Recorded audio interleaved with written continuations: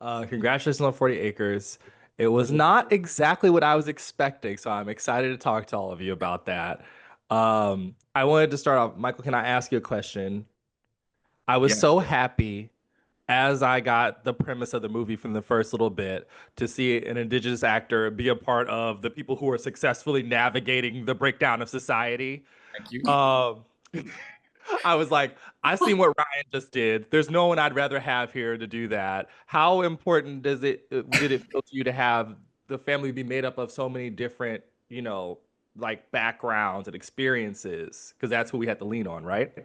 No, thank you. Thank you for that. I No think problem. it's like so important. I love the genre. I've been very Mhm. fortunate to have been part of this genre in other projects. And interestingly, in a post-apocalyptic world, there's incredible diversity in the surviving communities. And indigenous people have already survived an apocalypse, colonialism.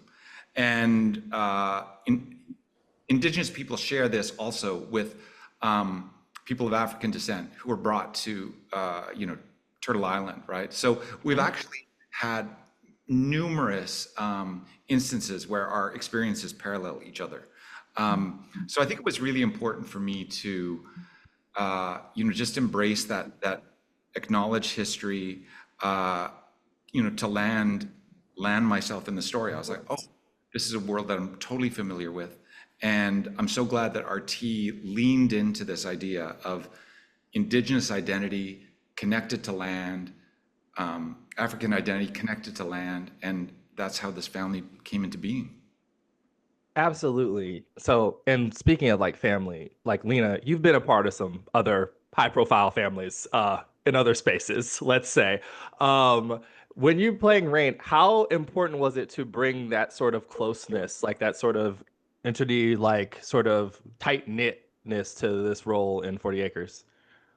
It was so important, and I've said it before, but the family dynamic also, and just our dynamics as a cast was very mirrored while we were filming.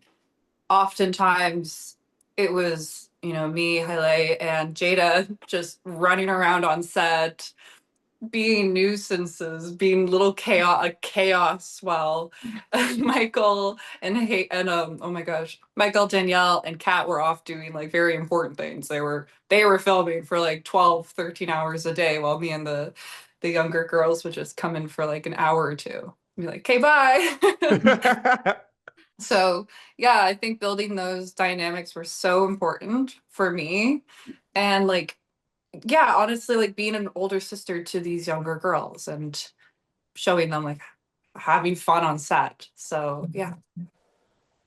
Okay, and it's absolutely the fun is important, but this is a very like harrowing experience.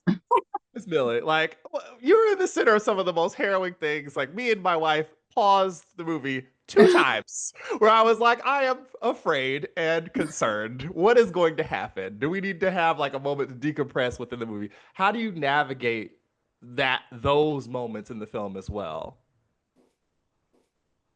You know, there's there's an intensity happening in the film, and it's based always in character, right? Like for me, one of the most tense moments in the whole movie is the discovery of Dawn and Manny in the barn. Like the audiences, whenever I've sat through a film, like the audiences are like, oh, like it's intense, right? Because an RT said, for us as young people, it's like being caught by your parents is life or death, right? And I think that's an incredible moment because it ties in Don's work, I mean Milcania's work and Kat's work, because of just their vulnerability and their connection. So there were many moments in that movie where I'm glad it's pretend because otherwise I wouldn't have been able to take it. Okay, right. Like it's like you're in the center of so many standoff situations. I'm like, how do you keep composure with all these people pointing at you? Yeah. I think I think one of my favorite moments from that too was Hailey. I think it was her first job acting, and when you're working with young actors, sometimes they don't quite understand the gravity of the emotions.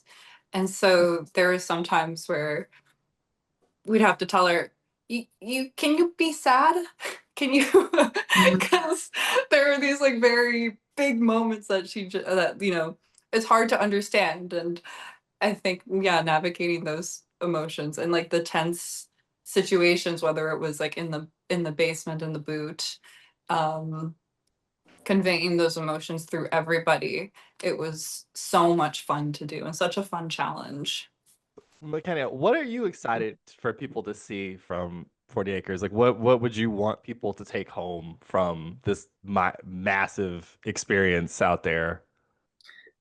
I think that like what's beautiful about it is that it's not only entertaining, but there's also like this underlying message of legacy and this underlying message of like unity among these communities. So I think I would definitely want people to go home being wowed by the thrill of like the action and everything, but also reflecting on, wow, look at this world where it's like post-apocalyptic and it feels close to home because of the experiences that we face post-pandemic, and just like reflecting on it in a way that um,